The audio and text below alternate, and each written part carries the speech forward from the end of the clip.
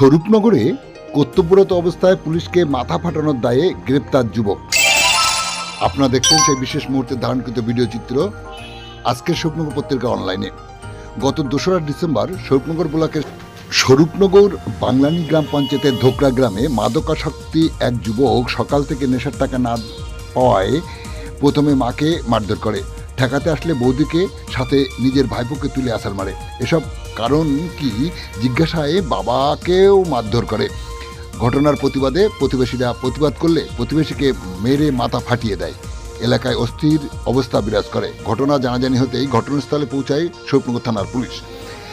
অবসাদগ্রস্ত ওই যুবক তখন নিজের বাড়ির ছাদের উপর উঠে যায়। পুলিশ সেখানে পৌঁছাতেই চড়াও হয় পুলিশের উপর।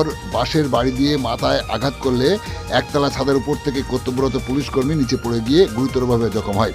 এরপরে বিশাল পুলিশ বাহিনী গিয়ে ওই যুবককে গ্রেপ্তার করে নিয়ে যায় স্বরূপনগর থানায়। ওরা 2রা ডিসেম্বর সকালে তাকে পরবর্তী আইনি পদক্ষেপ গ্রহণ করার জন্য বসিরহাট মহকুমা আদালতে পাঠায় স্বরূপনগর থানার পুলিশ। যে ছবি দেখছেন আপনারা আজকের স্বরূপনগর পত্রিকার অনলাইনে।